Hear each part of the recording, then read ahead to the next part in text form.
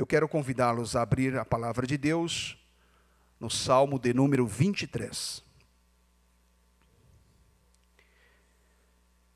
Esse salmo é, com certeza, o salmo mais conhecido da Bíblia.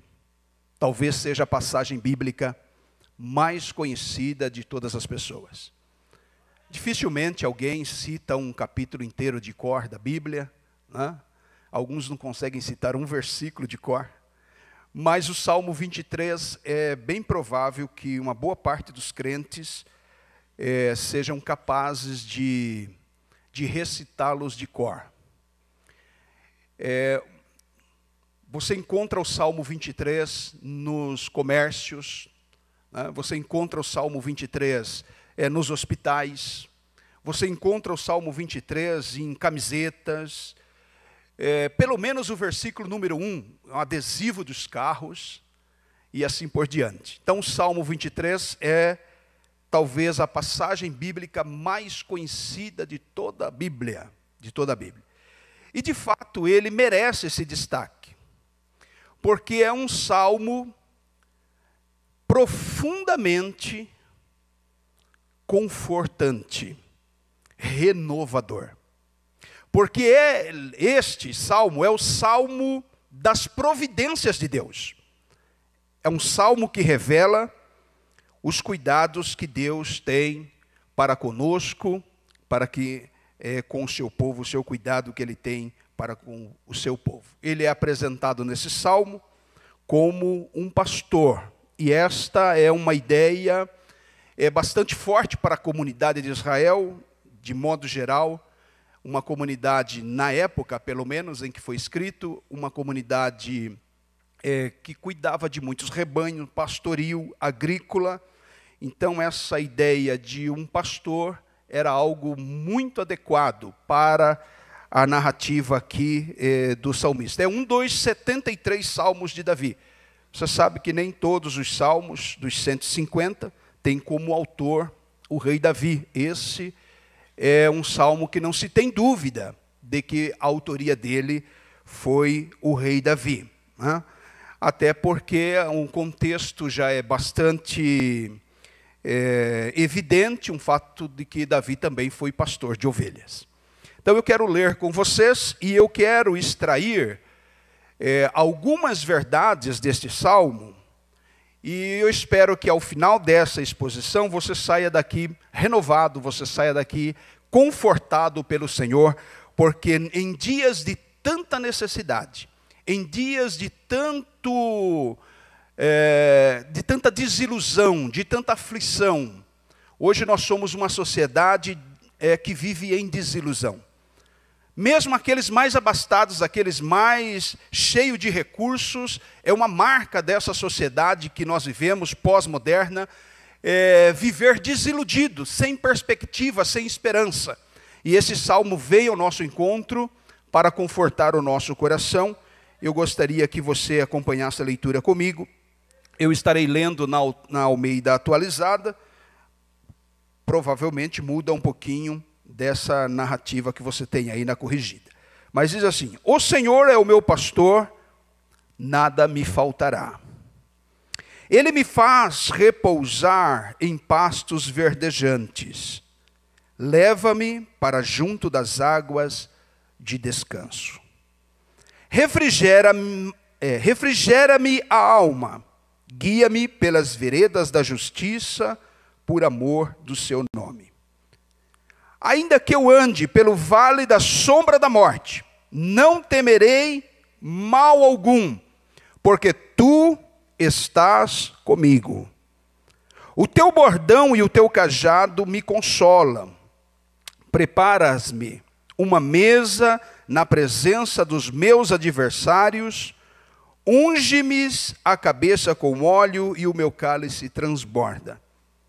Bondade e misericórdia certamente seguirão todos os dias da minha vida, e habitarei na casa do Senhor para todo sempre. Amém? Glória a Deus, que leitura maravilhosa nós temos na simples leitura nós já recebemos esse conforto do Senhor, esse ânimo do Senhor. Infelizmente, nós também encontramos alguns problemas de interpretação. Talvez você mesmo já lidou com alguém usando o Salmo 1, principalmente o versículo 1, dizendo que você não pode ter nenhum tipo de necessidade. E aí se constrói toda uma teologia de posse, de bens, de prosperidade, porque o versículo 1, ele traz uma mensagem também bastante forte, dizendo: o Senhor é o meu pastor, nada me faltará. Agora, o versículo 1, ele é uma introdução ou uma síntese dos demais versículos. Nós poderíamos, de uma maneira correta, traduzirmos o versículo 1 da seguinte maneira: o Senhor é o meu pastor, e de nada sentirei falta. Nós podemos, inclusive, lembrar de uma frase muito popular entre nós, que diz assim: não tenho tudo que amo, mas amo tudo que tenho. Ou seja, quem tem o Senhor como pastor, é a primeira coisa que nós aprendemos nesta poesia, nesse cântico de Davi, está tão satisfeito em Deus, está tão completo em Deus, está tão satisfeito, tão alimentado, que por mais que lhe falte calçado, por mais que lhe falte um carro, por mais que lhe falte uma casa, por mais que lhe falte uma saúde, ele consegue superar essas adversidades da vida e viver de maneira abundante, viver de maneira plena. É um desafio. Quando olhamos para uma declaração como essa, nós precisamos ler o contexto. E o contexto dessa poesia de Davi fala justamente de Deus suprindo todo tipo de necessidade nossa. Então, quando olhamos para o versículo 1, nós precisamos ler que em Deus nós somos satisfeitos apesar de todas as circunstâncias. As minhas necessidades materiais são superadas se eu tenho o Senhor que cuida de mim, se eu tenho o Senhor como meu pastor. As minhas necessidades espirituais também. Porque nem sempre as suas necessidades são materiais. Talvez você esteja com um bom emprego, talvez você tenha um bom carro, você tenha casa própria, você tenha recurso para viver razoavelmente bem. Mas talvez as suas necessidades sejam necessidades espirituais. E nesta tarde também eu quero trazer essa palavra ao seu coração. Se você tem o Senhor como pastor, as suas necessidades espirituais também podem ser satisfeitas em Deus. As suas necessidades espirituais não estão necessariamente num hino que você canta. Não estão necessariamente numa religião que você professa. Mas o fato de ter Deus como seu pastor, o fato de tê-lo como aquele que cuida de você. E a figura de pastor lembra algumas coisas. Lembra liderança, lembra proteção, lembra aquele que traz sustento. E essa perspectiva que muitas vezes, meus irmãos, nós somos desafiados na nossa vida cristã a substituir por outras coisas. O problema hoje da insatisfação que nós vivemos, muitas vezes como crentes, não é o fato de não termos um pastor que é suficiente para nos satisfazer, mas é porque nós buscamos satisfazer as nossas necessidades em coisas ou em lugares que não correspondem à vontade do Senhor. Nós somos uma geração carente. Provável que a sua necessidade não seja talvez material, não seja espiritual, mas sejam necessidades emocionais. Eu quero dizer para você também, que se você tem o Senhor como seu pastor, você também em Deus pode se alegrar, em Deus você pode superar toda tristeza, você pode superar toda desilusão que abate a sua alma, que aflige as suas emoções. Nós somos uma geração que enfrenta talvez o mal do século, chamado de depressão. E infelizmente nós temos visto muitos líderes sendo sufocados por isso, sendo sufocados por este mal. E a pergunta que nós fazemos é: as nossas emoções estão equilibradas em Deus? Que tipo de Deus, ou que tipo de relacionamento que você tem com o Senhor?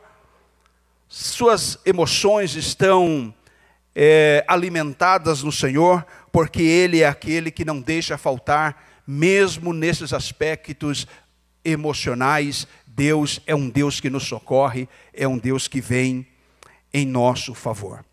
Então a primeira lição que nós podemos aprender nesse salmo é que, apesar da circunstância, embora você possa sofrer várias necessidades de diferentes categorias e diferentes áreas, mas tenha em mente que é no Senhor que você pode ter resposta, que você deve se satisfazer, que você deve buscar para suprir as suas necessidades. Veja só, que a partir então do versículo 2, se você está aí com a Bíblia aberta, então nós temos o versículo 1, que é um resumo de todo o texto. Então a correta interpretação desse salmo seria ler agora o contexto para entender o que é que não te falta. Então a primeira coisa que nós descobrimos neste salmo, que começa dizendo que o Senhor é o meu pastor, nada me faltará.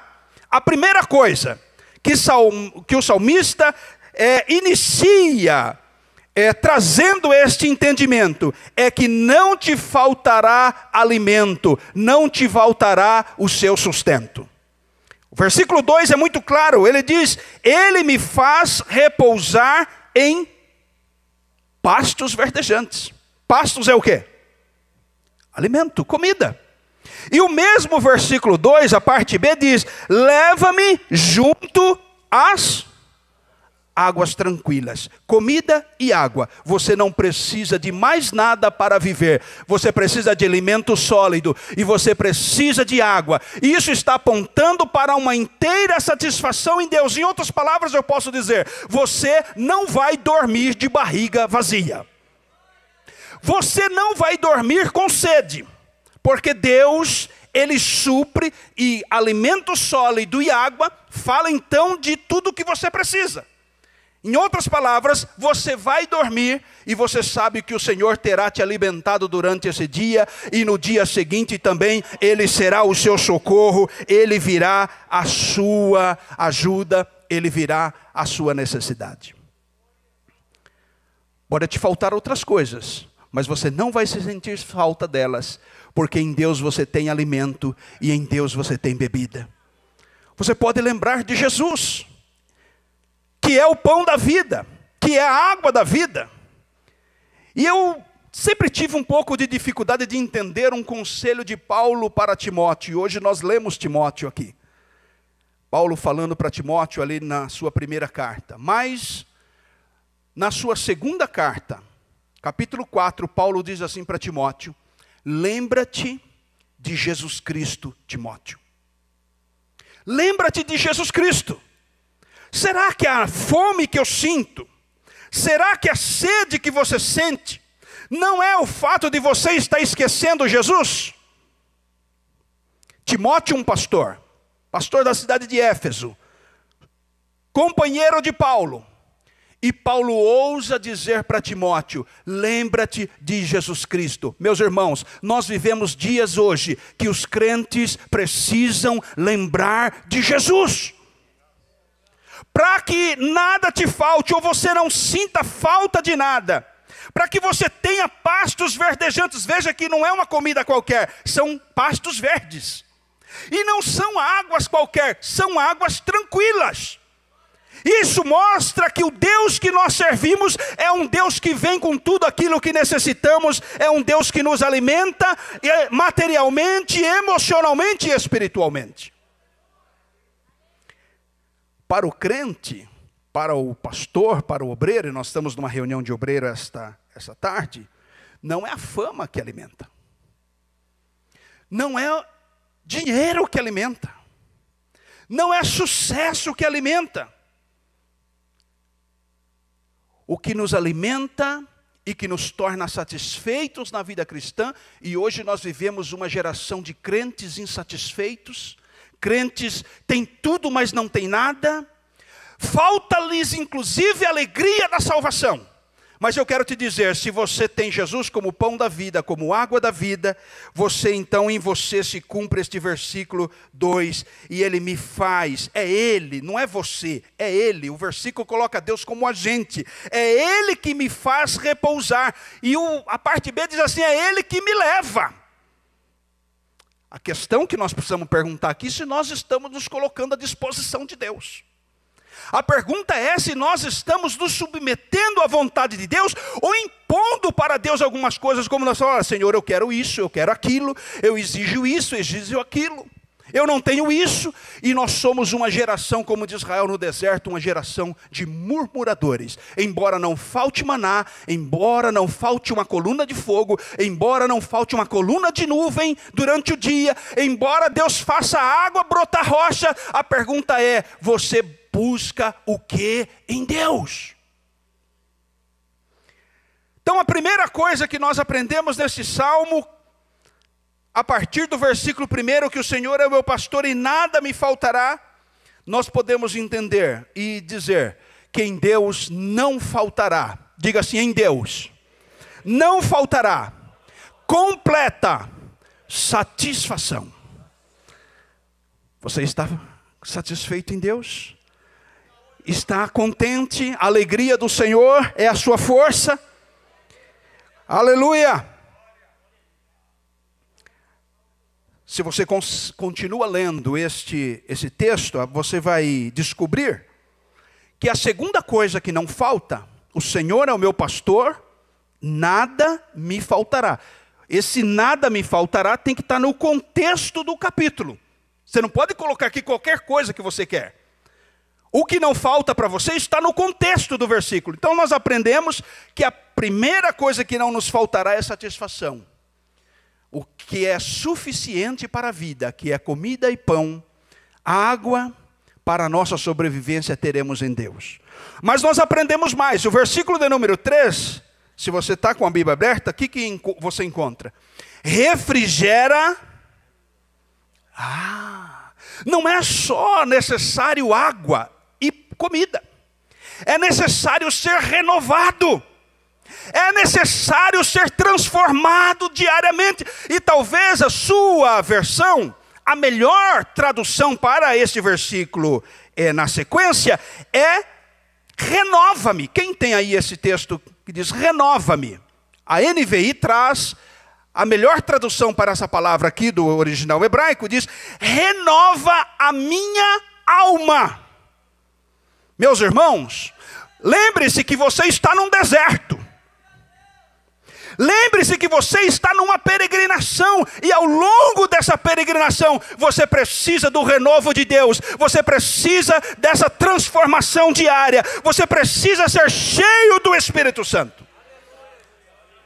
Lembra-se de Israel no deserto? Quantos males, quanta tribulação, quanta aflição, mas a roupa não envelheceu. O sapato cresceu junto com o pé, porque Deus é um Deus que no deserto renova você.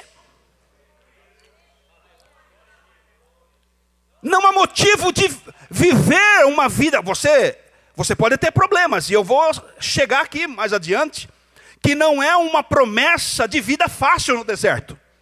Mas é uma promessa de que Deus te socorre no deserto e que te renova no deserto. Renova a minha alma. Interessante que ele cita justa a palavra alma. E alma é uma palavra polissêmica na Bíblia, com vários significados, vários sentidos. E aqui o sentido de alma, nefesh, no hebraico, é a própria vida da pessoa. Então você não pode viver desiludido com a vida, porque se você tem o Senhor como pastor, Ele vai renovar a sua vida, ainda que você tenha necessidades pontuais, mas você está tão satisfeito em Deus, que a sua renovação se torna automática no Senhor. E essa renovação, ela é necessária. Se você lembrar da ovelha, a ovelha é um animalzinho que produz leite, e ela produz leite continuamente. A lã da ovelha também cresce continuamente, e ela precisa ser tosqueada, para o pelo ser renovado, para que ela se torne produtiva. E eu penso que talvez um problema de que você está se sentindo sem renovação é porque você não está produzindo fruto, você não está produzindo lã, você não está produzindo leite, você não está oferecendo isso na obra de Deus. Imagina que cabeluda que não fica uma ovelha, que peluda que não fica se ela não for tosqueada. Tem crente peludo demais, tem crente cabeludo demais no nosso meio, e precisa ser tosqueado, precisa ser podado, ele precisa produzir frutos. Você não está no rebanho apenas para ser cuidado pelo pastor. Você está no rebanho para produzir lã, para produzir leite, para produzir carne. A árvore que está em mim, ela dará fruto.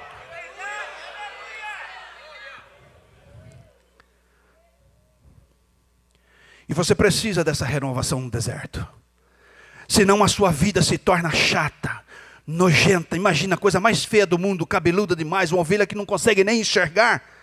E dizem os especialistas em ovelha que se não tosqueia a ovelha pelo menos uma vez por ano, acontece com ela doenças na pele. Ela começa a se tornar fraca, o leite diminui. Meu irmão, você precisa produzir para a glória de Deus. Eu entendo aqui que não existe na obra de Deus ninguém na arquibancada. Eu vou sentar aqui e quero ver a banda passar. O pregador tem que ser bom, o cantor tem que ser afinado, a igreja tem que ser confortável, tem que ter estacionamento, e você não faz nada. Nós ouvimos falar aqui. Você tem que pagar essa conta. Você tem que ajudar a manter essa obra. Porque você é uma ovelha, e ovelha produz recurso para o próprio rebanho. E isso está intrinsecamente ligado com renovação. Está intrinsecamente ligado com despertamento. Paulo foi citado aqui no texto de 1 Timóteo. Paulo falando para Timóteo reacender o dom dele. Ele repete isso na segunda carta. Parece que Timóteo estava com um problema de desânimo espiritual. Timóteo precisava ser renovado. E na segunda carta, no capítulo 1 e no verso de número 6, ele diz para Timóteo: Timóteo, reavives a chama que há em você, Timóteo. O dom que você recebeu por imposição das minhas mãos. E a palavra reavives, tanto no primeiro livro quanto no segundo, é a palavra anasapiro, que é a respeito de fogo. É um fogo aceso novamente, que está quase apagando, e você vai ali, e o fogo volta a queimar de novo. Precisa ser renovado. É por isso que o salmista diz: quem tem o Senhor como pastor, nada sentirá falta. E uma coisa que você não sentirá é a renovação espiritual, é a transformação diária na sua vida. Então não te faltará alimento, não te faltará renovação. Mas tem mais.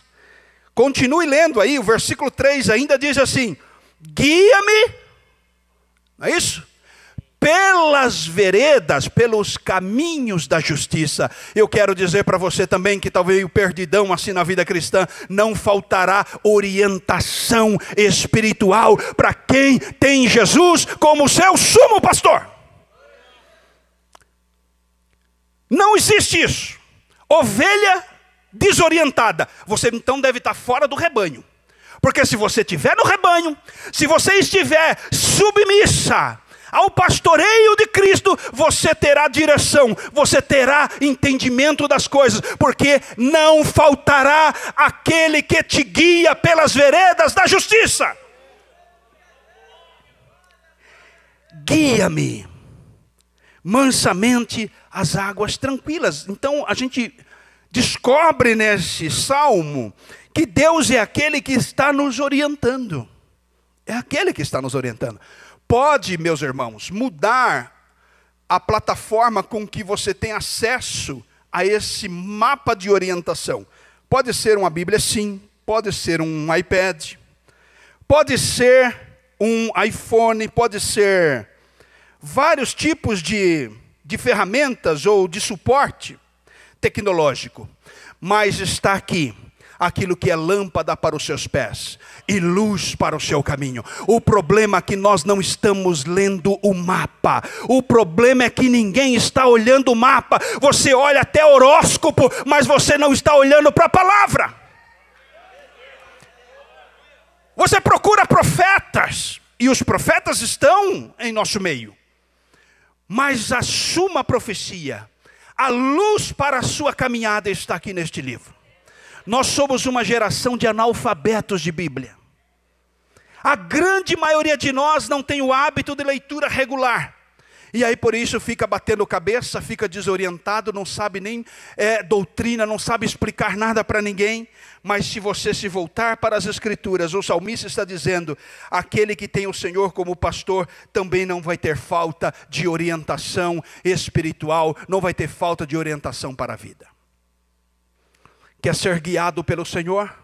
Esteja no rebanho, se submeta ao rebanho, e Ele então vai te orientar. O que nós vemos mais? Versículo 4 e 5, diz assim: ainda que eu ande pelo vale da sombra da morte, não temerei mal algum, porque tu estás comigo, o teu bordão e o teu cajado me consolam. Preparas-me uma mesa perante mim, na presença dos meus adversários. Unge-me a cabeça com óleo, e o meu cálice transborda. Veja que ele fala de vale da sombra da morte, ainda que. Ou seja, a vida cristã não é só coisa ruim, mas tem coisa ruim também. Essa questão de Alice nos Países das Maravilhas, essa questão de é só vitória, não é só vitória não, tem luta também. Ainda que, quer dizer, eu vivo uma vida boa em Cristo, mas tendo Ele como pastor, mas também tem o vale da sombra da morte. E o próprio Cristo passou pelo vale da sombra da morte. E você sabe disso, estava lá no Getsêmani, suou gotas de sangue, sofreu o abandono do próprio Pai. Porque não é fácil a caminhada cristã, meu irmão, entenda isso, pelo amor de Deus. Quem quiser viver a vida cristã piedosamente sofrerá no maior ou menor grau, num aspecto ou no outro, mas você enfrentará dificuldade. É que nós queremos viver uma vida boa o tempo todo, né? Alguns acham que foram chamados para uma colônia de férias de Jesus. Um resort gospel, né? Já pensou? Mas não, você foi chamado para o campo de batalha. Você foi chamado para guerrear contra a carne. Você foi chamado para guerrear contra o mundo. Você foi chamado para guerrear contra o diabo. E essa luta do dia a dia, essa batalha do dia a dia, te leva para vales sombrios, vales perigosos. Mas o texto está dizendo que mesmo nessa circunstância, não te faltará coragem, porque você vai sentar na presença dos seus inimigos. Não vai te faltar um protetor durante esse momento de luta.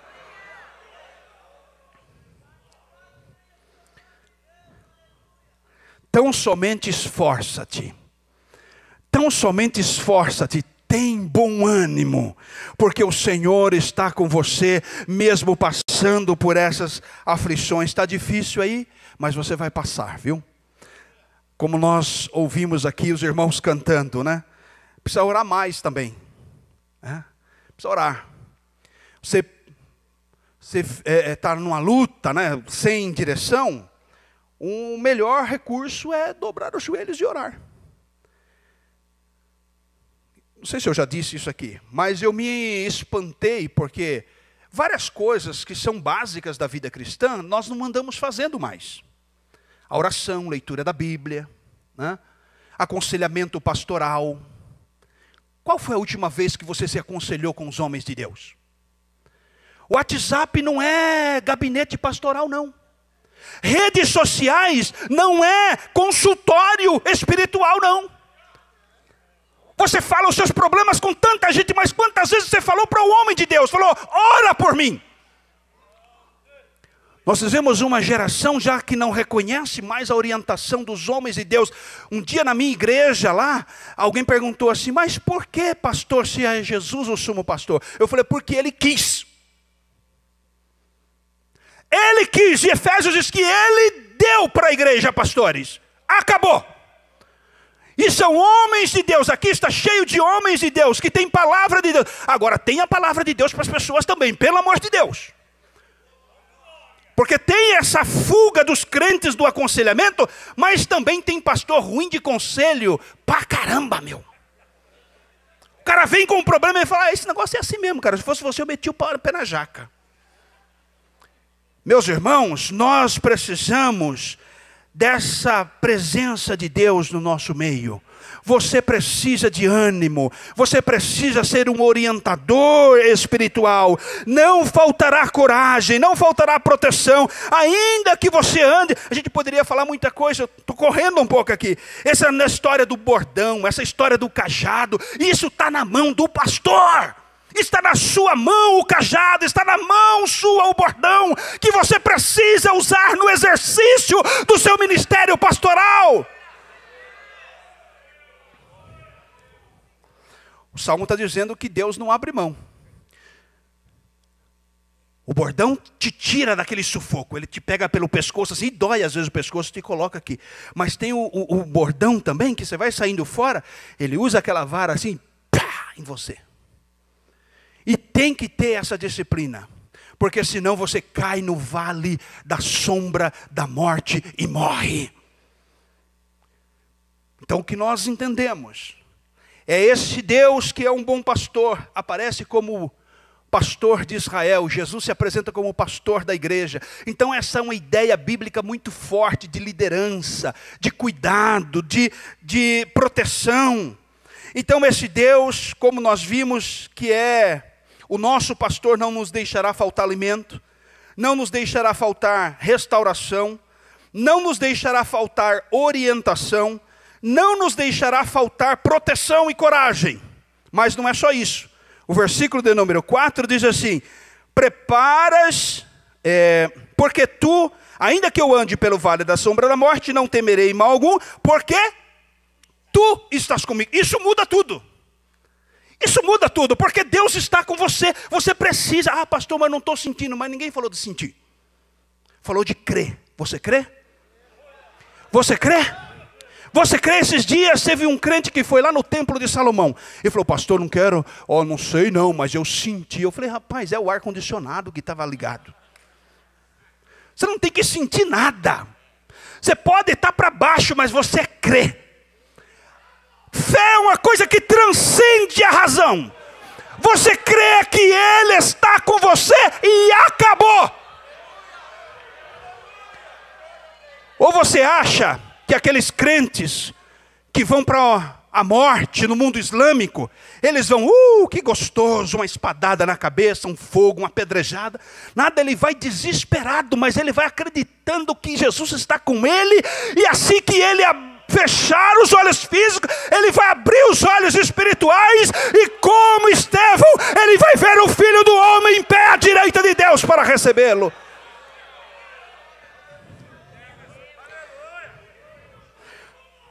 O que dizer de Daniel na cova dos leões?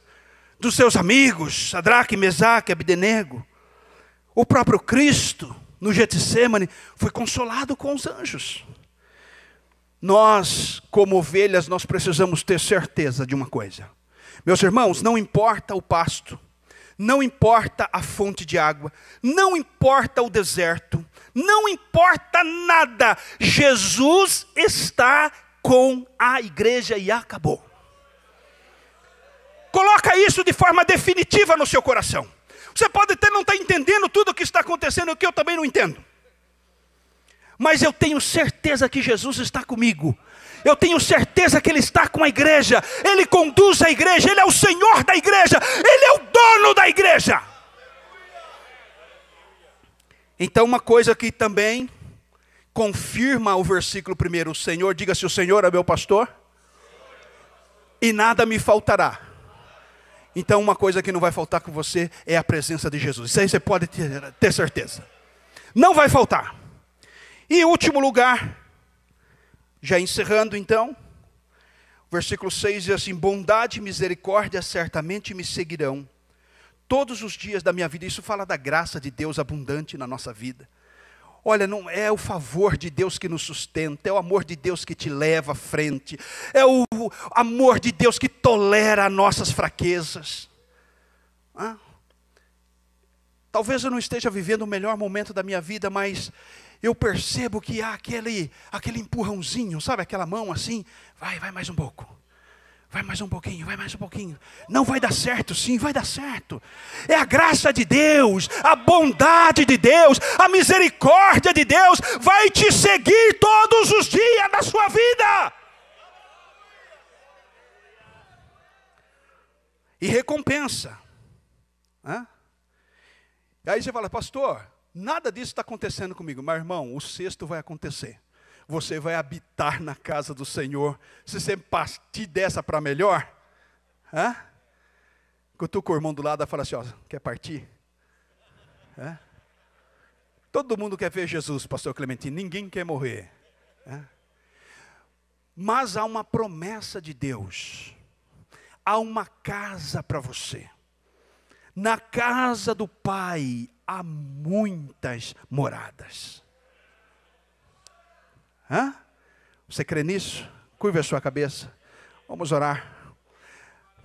E você vai habitar com Ele para sempre. Habitarei na casa do Senhor por longos dias.